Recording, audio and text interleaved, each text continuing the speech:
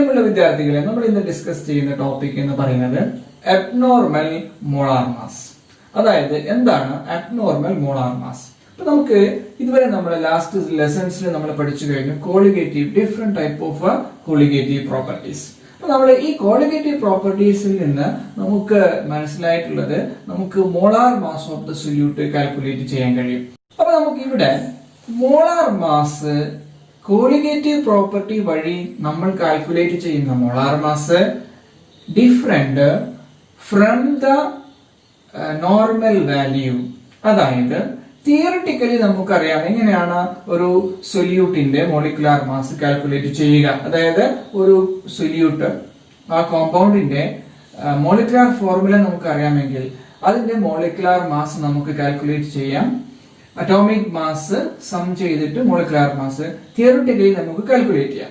അതേസമയം നമ്മൾ എക്സ്പെരിമെന്റലി നമുക്ക് എങ്ങനെയാണ് ഒരു സൊല്യൂട്ടിന്റെ മോളാർ മാസ് കാൽക്കുലേറ്റ് ചെയ്യാം? ബൈ യൂസിങ് കോളിഗേറ്റീവ് പ്രോപ്പർട്ടി ആണ്. അപ്പൊ നമ്മള് കോളിഗേറ്റീവ് പ്രോപ്പർട്ടിയിൽ നിന്ന് നമുക്ക് ലഭിക്കുന്ന മോളാർ മാസും അതേസമയം നമുക്ക് നോർമലി കാൽക്കുലേറ്റ് ചെയ്യുന്നു അതല്ലെങ്കിൽ തിയറിറ്റിക്കലി ലഭിക്കുന്ന മോളാർ മാസും ഡിഫറെന്റ് ആണ് എങ്കിൽ നമ്മൾ പറയും that is abnormal molar mass. അതായത് the molecular mass or the molar mass obtained from the colligative property are different from the normal value. അതിനെയാണ് നമ്മൾ എന്ത് പറയുന്നത്? അബ്നോർമൽ മോളാർ മാസ് എന്ന് പറയുന്നത്. അപ്പൊ നമുക്ക് എങ്ങനെയൊക്കെയാണ് അബ്നോർമൽ മോളാർ മാസ് ഉണ്ടാകുന്നത്? അബ്നോർമൽ മോളാർ മാസ് എങ്ങനെയാണ് നമുക്ക് ഉണ്ടാകുന്നത് നോക്കാം. രണ്ട് റീസൺ ആണ് അബ്നോർമൽ മോളാർ മാസ് ഉണ്ടാകാനുള്ള കാരണം എന്ന് പറയുന്നത്. ഒന്ന് നമുക്ക് നോക്കാം, അതായത് അസോസിയേഷൻ ആണ്, മറ്റൊന്ന് ഡിസോസിയേഷൻ ഓഫ് ദ മോളിക്യൂൾ ആണ്. എന്താണ് അസോസിയേഷൻ, അതേപോലെ എന്താണ് ഡിസോസിയേഷൻ? നമുക്കറിയാം അസോസിയേറ്റ് ചെയ്യുക എന്ന് പറഞ്ഞാൽ കൂടിച്ചേരുക എന്നാണ്, ഡിസോസിയേറ്റ് ചെയ്യുക എന്ന് പറഞ്ഞാൽ വിഭജിക്കുക എന്നാണ്. അപ്പൊ നമുക്കിവിടെ അസോസിയേറ്റ് ചെയ്യുക എന്താണെന്ന് നോക്കാം. ഫസ്റ്റ് നമുക്ക് association of the molecular mass, association of the solute molecule എങ്ങനെയാണെന്ന് നോക്കാം. Two or more molecule associate to form a single molecule. അപ്പൊ നമുക്ക് ഫോർ എക്സാമ്പിൾ ആയിട്ട് പറയാം, അതായത് അസോസിയേഷന് എക്സാമ്പിൾ ആണ് അസറ്റിക് ആസിഡ്. അതായത് ഓർഗാനിക് സൊല്യൂട്ട് ആണ് അസറ്റിക് ആസിഡ്. അത് ഓർഗാനിക് കോമ്പൗണ്ട് ആയ അസറ്റിക് ആസിഡ്, അതേപോലെ ബെൻസോയിക് ആസിഡ്, ഇതൊക്കെ നമുക്ക് നോൺ അക്വസ് സോൾവെന്റിൽ ഡിസോൾവ് ചെയ്താല്, നോൺ അക്വസ് സോൾവെന്റ് എന്ന് പറഞ്ഞാൽ വാട്ടർ അല്ലാത്ത solvent, for example benzene is A solvent. അപ്പൊ നമുക്ക് ഇങ്ങനെ അസറ്റിക് ആസിഡ് നമ്മൾ dissolved in benzene, acetic acid dimer form ചെയ്യുന്നു. ഡൈമർ എന്ന് പറയുന്നത് നമുക്കറിയാം രണ്ട് മോളിക്യൂള് കൂടി ചേർന്നിട്ട് ഒരു സിംഗിൾ മോളിക്യൂൾ ആയിട്ട് എക്സിസ്റ്റ് ചെയ്യുന്നു. ഫോർ എക്സാമ്പിൾ നോക്കിയാൽ അസറ്റിക് ആസിഡ് നമുക്ക് ഇവിടെ കാണാം. ഈ അസറ്റിക് ആസിഡ് ഡൈമർ ഫോം ചെയ്യുന്നു. ഇവിടെ നോക്കിയാല് ഹൈഡ്രജൻ ബോണ്ട് ഫോം ചെയ്തിട്ടുണ്ട്. അതായത് രണ്ട് അസറ്റിക് ആസിഡ് മോളിക്യൂൾ കമ്പൈൻ ചെയ്തിട്ട് ഇവിടെ നമുക്ക് ഡൈമർ ഫോം ചെയ്യും. അതായത് അസറ്റിക് ആസിഡ് ഡൈമർ ആണ്. In benzene, benzene is the organic solvent that is non aqueous solvent. അതായത് two molecules combine to form a single molecule. അപ്പൊ ഇങ്ങനെ നമുക്ക് ഡൈമർ ഫോം ചെയ്യുമ്പോൾ മോളാർ മാസിൽ വ്യത്യാസം ഉണ്ടാകുന്നു, കോളിഗേറ്റീവ് പ്രോപ്പർട്ടിയിൽ വ്യത്യാസം ഉണ്ടാകുന്നു. അതെങ്ങനെയാണെന്ന് നോക്കാം. അതായത് നമുക്ക് സാധാരണ ഇങ്ങനെ ഒരു അസോസിയേഷൻ നടന്നു കഴിഞ്ഞാൽ, ഇവിടെ നമുക്ക് അസോസിയേഷന്റെ കാരണം ഹൈഡ്രജൻ ബോണ്ടിലൂടെയാണ് അസോസിയേഷൻ നടന്നിട്ടുള്ളത്. ഈ അസോസിയേഷൻ നടക്കുമ്പോൾ രണ്ട് മോളിക്യൂൾസ് കൂടിച്ചേർന്നു സിംഗിൾ മോളിക്യൂൾസ് ഫോം ചെയ്തു. അപ്പൊ നമുക്ക് പറയാൻ കഴിയും ഈ സൊല്യൂഷന്റെ അകത്തുള്ള number of solute particles decreases. Number of solute particle decreases. എന്തുകൊണ്ടാണ് number of solute particle decrease ചെയ്യുന്നത്? അതായത് ഡൈമർ ഫോം ചെയ്യുന്നു, അസോസിയേഷൻ ഓഫ് ദ മോളിക്യൂൾസ് നടക്കുന്നു. അപ്പൊ നമുക്ക് പറയാം കോളിഗേറ്റീവ് പ്രോപ്പർട്ടി എന്ന് പറയുന്ന property depends upon the number of the solute particles ആണ്. അപ്പോൾ സൊല്യൂട്ട് പാർട്ടിക്കിൾസ് കുറയുകയാണ് ചെയ്യുന്നത്. സോ നമുക്ക് പറയാം വിച്ച് കോളിഗേറ്റീവ് പ്രോപ്പർട്ടി ഡിക്രീസ് ചെയ്യുന്നു, കോളിഗേറ്റീവ് പ്രോപ്പർട്ടി ഡിക്രീസ് ചെയ്യുന്നു. അപ്പൊ നമുക്ക് ഏതൊക്കെയാണ് കോളിഗേറ്റീവ് പ്രോപ്പർട്ടീസ് നമുക്കറിയാം. അത് ഏതൊക്കെയാണ്? നമുക്ക് relative lowering of vapour pressure, അതേപോലെ തന്നെ elevation of boiling point, depression of freezing point, അതേപോലെ osmotic pressure. ഇതിൽ വാരിയേഷൻ ഈ പ്രോപ്പർട്ടീസ് കുറയുന്നു because of the number of effective particle decreases. ഇനി നമുക്ക് what happen to the molecular mass. Molecular മാസിൽ എന്താണ് സംഭവിക്കുക? നമുക്കറിയാം ഇവിടെ കോളിഗേറ്റീവ് പ്രോപ്പർട്ടീസും അതേപോലെ മോളാർ മാസും നമ്മൾ ചെക്ക് ചെയ്ത് കഴിഞ്ഞാൽ നമുക്കറിയാം ഇറ്റ് ഈസ് ഇൻവേഴ്സ്ലി പ്രൊപ്പോർഷണൽ ആണ്. അതുകൊണ്ട് തന്നെ നമ്പർ ഓഫ് ഇഫക്റ്റീവ് പാർട്ടിക്കിൾസ് അതായത് സൊല്യൂട്ട് പാർട്ടിക്കിൾസ് ഡിക്രീസ് ചെയ്യുമ്പോൾ മോളാർ മാസ് ഇൻക്രീസ് ചെയ്യുന്നു. ഇവിടെ നമുക്ക് നോക്കാം അസറ്റിക് ആസിഡിന്റെ മോളാർ മാസ്, അതായത് acetic acid dissolved in benzene സോൾവെന്റിലാണെങ്കിൽ നമുക്കൊരു സൊല്യൂഷൻ ഉണ്ടാകുന്നു. അതിലെ അസോസിയേഷൻ ഓഫ് ദ മോളിക്യൂൾസ് നടന്നു കഴിഞ്ഞാൽ ദാറ്റ് ഈസ് നമുക്ക് പറയാം ദ മോളാർ മാസ് ഡബിൾഡ്. അതായത് നമ്മൾ എക്സ്പെക്ട് ചെയ്യുന്ന actually molar mass of the acidic acid എന്ന് പറയുന്നത് എത്രയാണ്? That is found to be 60. അപ്പൊ നമുക്ക് കോളിഗേറ്റീവ് പ്രോപ്പർട്ടി വഴി ലഭിക്കുന്ന മോളിക്കുലാർ മാസ് മോളാർ മാസ് എന്ന് പറയുന്നത് 120 ആണ്. അപ്പൊ നമുക്ക് ആക്ച്വൽ മോളാർ മാസ് എത്രയാണ്? 60 ആണ്. അത് നമുക്ക് ഇൻക്രീസ് ചെയ്യുന്നു, ഡബിൾ ആകുന്നു.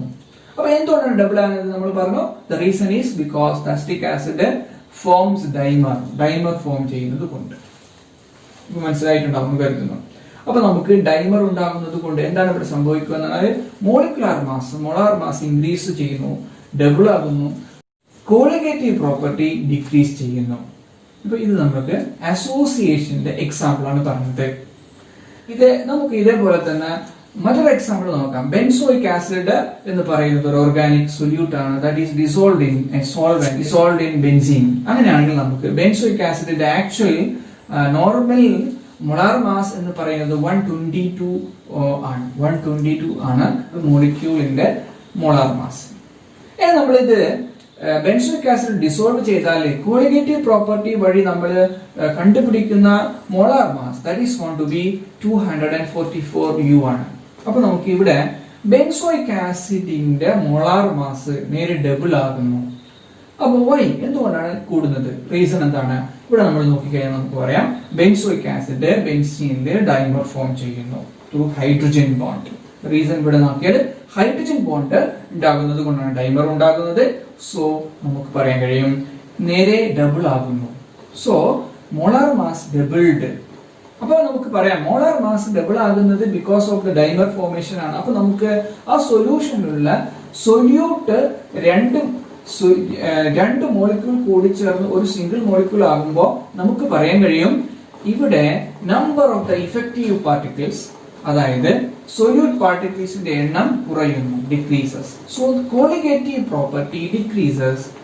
അതുകൊണ്ട് തന്നെ നമുക്ക് ഇവിടെ കാണാൻ കഴിയും മോളാർ മാസ് ഇൻക്രീസസ്. ഇതാണ് നമ്മൾ പറയുന്നത് അസോസിയേഷനിൽ നമുക്ക് അബ്നോർമൽ മോളിക്കുലാർ മാസ് ഉണ്ടാകുന്നു.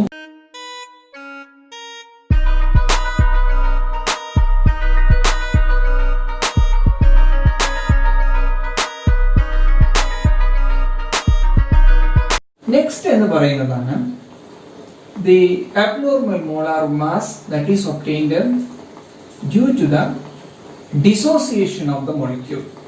Dissociation of the molecule എന്ന് പറഞ്ഞാൽ എന്താണ്? അതായത് നമുക്കറിയാം aqueous സൊല്യൂഷനിൽ നമ്മൾ ബേസ് ഇനോർഗാനിക് ബേസ് അതല്ലെങ്കിൽ ഇനോർഗാനിക് ആസിഡ് ഓർ സോൾട്ട് നമ്മൾ ഡിസോൾവ് ചെയ്ത് കഴിഞ്ഞാൽ വിച്ച് അണ്ടർഗോ ഡിസോസിയേഷൻ. അപ്പൊ അങ്ങനെയാണെങ്കിൽ കംപ്ലീറ്റ് ഡിസോസിയേഷൻ ഓർ പാർഷ്യൽ ഡിസോസിയേഷന് വിധേയമാകും. ഫോർ എക്സാമ്പിൾ നോക്കാം, നമ്മൾ KCl എടുത്തു. ഇവിടെ KCl നമുക്ക് നോക്കാം. KCl എന്ന് പറയുന്ന മോളിക്യൂള് എടുത്തു കഴിഞ്ഞാല് ഇത് നമ്മൾ വാട്ടറിൽ ഡിസോൾവ് ചെയ്താല് KCl which undergo dissociation that form K plus and Cl minus ion. നമ്മൾ 1 mole KCl എടുത്തു കഴിഞ്ഞാല് നമുക്ക് അത് ഡിസോസിയേഷന് വിധേയമായി നമുക്ക് ലഭിക്കുക 1 mole K plus 1 mole Cl minus 1. അപ്പോൾ total number of effective particles, that is solute particles, effective particles, that is equal to 2 moles ആണ്.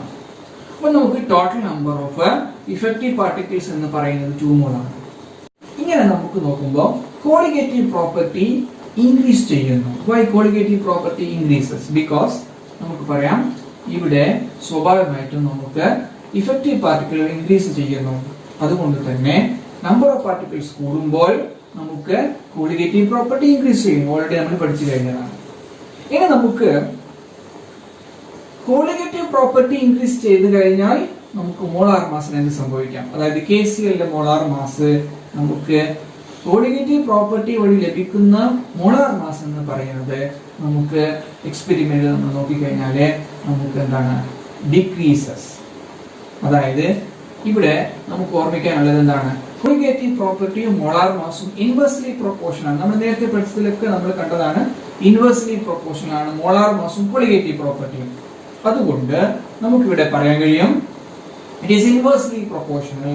So colligative property increases, the molar mass decreases. Number of particles is double and the colligative property also double, while the molar mass is just half. അതായത് ഇതിന്റെ പകുതിയാണ് molar mass. Complete dissociation സംഭവിക്കുകയാണെങ്കിൽ നമുക്ക് പറയാൻ കഴിയും നമുക്ക് കിട്ടുന്ന മോളാർ മാസ് എന്ന് പറയുന്നത് പകുതിയായിരിക്കും.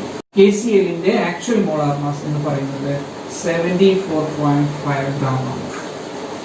ഇനി നമുക്ക് ഡിസോസിയേഷന് വിധേയമായി ലഭിക്കുന്ന KClന്റെ മോളാർ മാസ് എന്ന് പറയുന്നത് 74.5 ഡിവൈഡ് ബൈ 2 ആണ്.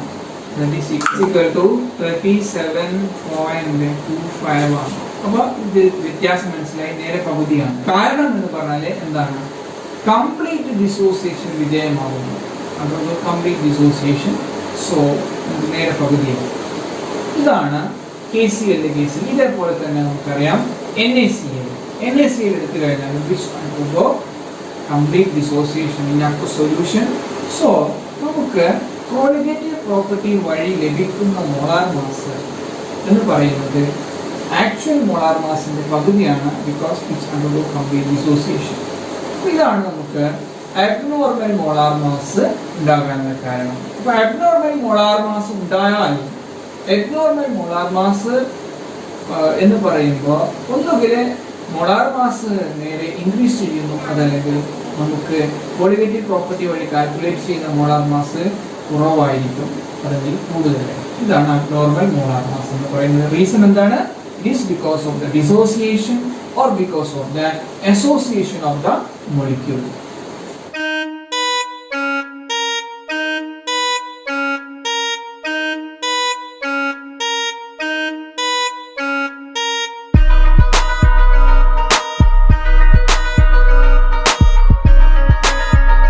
അടുത്തത് van Hoff factor, that is I. എന്താണ് വാൻ ഹോഫ് ഫാക്ടർ എന്ന് പറയുന്നത്? വാൻ ഹോഫ് ഫാക്ടർ എന്താണെന്ന് നോക്കാം.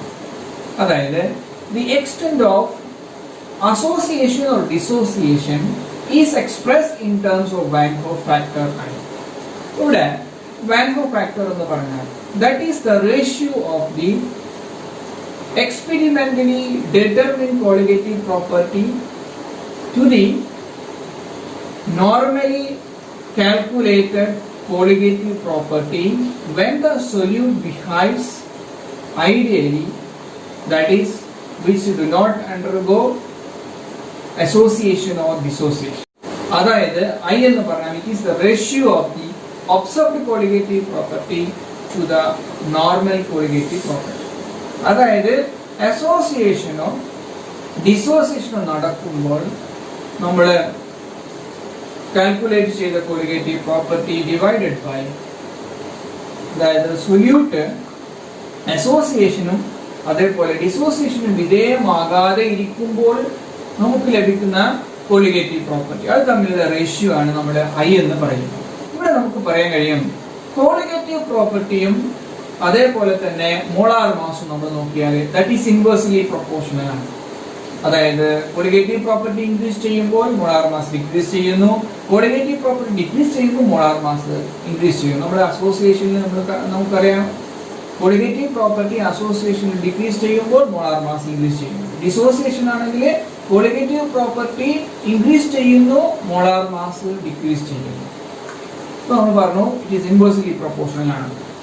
അതുകൊണ്ട് തന്നെ നമുക്ക് ഈ ഇക്വേഷൻ I എന്ന് പറയുന്ന ഇക്വേഷൻ നമുക്ക് first I is equal to എന്താണുള്ളത്? ഒബ്സർവ്ഡ് കോളിഗേറ്റീവ് പ്രോപ്പർട്ടി അതല്ലെങ്കിൽ experimentally obtained colligative property divided by normal colligative property or theoretically obtained colligative property ആണുള്ളത്. അപ്പൊ നമുക്ക് മുകളിലത്തെ ഒബ്സർവറിന് പകരം ഇവിടെ മോളാർ മാസിന്റെ ടേംസിൽ എഴുതുമ്പോൾ എങ്ങനെ എഴുതാം എന്ന് നോക്കാം. അതായത് ഐ ഇസ് ഈക്വൽ ടു ഒബ്സർവറിന് പകരം ഇൻവേഴ്സ്ലി പ്രൊപ്പോർഷൻ ആയതുകൊണ്ട് നമുക്ക് normally or calculated normally or theoretically calculated molar mass divided by ഇവിടെ നമുക്കുള്ള നോർമലിന് കോളിഗേറ്റീവ് പ്രോപ്പർട്ടി ആണ്, അതിന് പകരം നമുക്ക് divided by observed molar mass എന്ന് എഴുതാം. ബിക്കോസ് കോളിഗേറ്റീവ് പ്രോപ്പർട്ടി മോളാർ മാസും ഇൻവേഴ്സ്ലി പ്രൊപ്പോർഷണൽ ആയതുകൊണ്ട് നമുക്ക് മനസ്സിലായിട്ടുണ്ടാവും വിചാരിക്കും. ഇവിടെ നമുക്ക് വാൻ ഹോഫ് ഫാക്ടർ ഐയുടെ വാല്യൂ നോക്കാം. ഐ എപ്പോഴും നമുക്ക് ഇവിടെ നോക്കിക്കഴിഞ്ഞാൽ 1 ആണ് എപ്പോഴും. അതായത് അസോസിയേഷനും ഡിസോസിയേഷനും നടന്നില്ല എങ്കിൽ നമുക്ക് പറയാൻ കഴിയും I is always equal to 1. അതായത് normal molecular mass divided by the observed molar mass എന്താണ് ഈക്വൽ ആയിരിക്കും. സോ ഐ എന്തായിരിക്കും 1 ആയിരിക്കും. ഇത് നമുക്കറിയാവുന്നതാണ്. ഇനി നമുക്ക് ഡിസോസിയേഷന്റെ കേസിൽ എങ്ങനെയാണ് ഐ വ്യത്യാസം വരിക? ഒരു സൊല്യൂഷനിൽ സൊല്യൂട്ട് ഷോയിങ് ഡിസോസിയേഷൻ ആണെങ്കിൽ I that is greater than 1 ആണ്.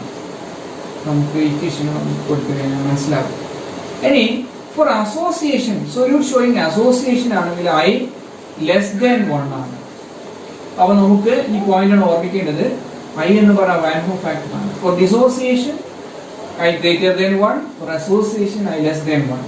Four no dissociation or association ഇല്ലെങ്കിൽ ഐ ഇസ് ഈക്വൽ ടു 1 ആണ്. ഇനി നമ്മൾ എക്സാമ്പിൾ നോക്കാം. ഫോർ ഡൈമർ, നമ്മൾ നേരത്തെ പറഞ്ഞ ഡൈമറിൽ നമുക്ക് അസറ്റിക് ആസിഡ് ഡൈമർ ഫോം ചെയ്തു. അത് അസോസിയേഷൻ ആണ്. അതായത് കംപ്ലീറ്റ് അസോസിയേഷൻ ഓഫ് മോളിക്യൂൾസ് നടന്നു. അതായത് 2 മോളിക്യൂൾസ് കമ്പൈൻ ചെയ്തു, നമുക്ക് ഡൈമർ ഫോം ചെയ്തു. അപ്പൊ അസറ്റിക് ആസിഡിന്റെ മോളാർ മാസ് ഡബിൾ ആയി. അപ്പൊ നമുക്ക് 120 ആണ് കിട്ടിയത്. നോർമൽ വാല്യൂ 60 ആണ്. അപ്പൊ നമുക്ക് പറയാൻ കഴിയും dimerization is complete, then the I value will be 1/2. Why? Because നമുക്കറിയാം I is equal to normal molar mass divided by the molar mass obtained from the colligative property ആണ്. അതായത് observed colligative property ആണ്. Acetic ആസിഡിന്റെ കേസിൽ normal എന്ന് പറയുന്നത് 60 ആണ് divided by dimerisation complete ആണെങ്കിൽ 120 ആണ് മോളാർ മാസ് ലഭിക്കുക from the colligative property. So it is equal to 1/2. അപ്പൊ നമുക്ക് പറയാം if dimerization is complete I is equal to 1/2 ആണ്. ഇനി നമുക്ക് ഡിസോസിയേഷന്റെ കേസ് എടുക്കാം. ഇഫ് ഡിസോസിയേഷൻ ഈസ് കംപ്ലീറ്റ് എന്ന് പറഞ്ഞാൽ എന്താണ്? KCl കംപ്ലീറ്റ് ഡിസോസിയേഷൻ ആയി കഴിഞ്ഞാൽ നമുക്കറിയാം K പ്ലസും Cl മൈനസും ഉണ്ടാകും. ഡിസോസിയേഷൻ കംപ്ലീറ്റ് ആണെങ്കിൽ molecular mass is double. Dissociation is complete. I value will be equal to the number of ions formed from the dissociation of one compound.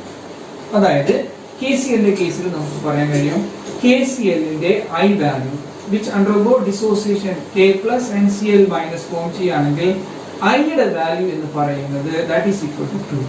അതായത് നമുക്ക് normal molar mass divided by നമുക്ക് കിട്ടുന്നത് observed ആണെങ്കിൽ നമുക്ക് calculate ചെയ്താൽ I in the case of KCl 2 ആണ് വരിക. അപ്പോൾ നമുക്ക് ഇവിടെ ഒരു കാര്യം മനസ്സിലാക്കേണ്ടതുണ്ട്. കംപ്ലീറ്റ് ഡിസോസിയേഷൻ എടുക്കുന്ന എല്ലാ കേസിലും നമുക്ക് പറയാൻ കഴിയും I value is equal to the number of ions. ഇവിടെ KCl K പ്ലസ് 2 അയോൺസ് ഉണ്ട്, അവിടെ ഐ വാല്യൂ 2 ആണ്. ഇനി നമുക്ക് മറ്റൊരു സൊല്യൂട്ട് എടുക്കാം, ദാറ്റ് ഈസ് BaCl2 ആണ്. So BaCl2 ന്റെ കേസിൽ which undergo dissociation, so നമുക്ക് Ba2 plus 2Cl minus. ഇവിടെ നമുക്ക് എത്ര അയോൺസ് ഉണ്ടെന്ന് നോക്കാം. 1 Ba2 plus 2 Cl minus. So 3 ions ഉണ്ട്. So I value that is equal to 3 ആണ്. ഇനി നമുക്ക് മറ്റൊരു എക്സാമ്പിൾ എടുക്കാം. Al2SO4 thrice. ഇതൊരു സൊല്യൂട്ട് ആണ് which is dissolved in aqueous solution. So ഇത് നമുക്ക് Al3 plus SO4 2 minus. എത്ര Al3 plus ഉണ്ടാകും? 2Al3 plus 3SO4 2 minus ഉണ്ടാകും. അപ്പോൾ നമുക്ക് I value എന്ന് പറയുന്നത് നമ്മൾ പറഞ്ഞു I value complete dissociation ആണെങ്കിൽ which is equal to the number of ions formed.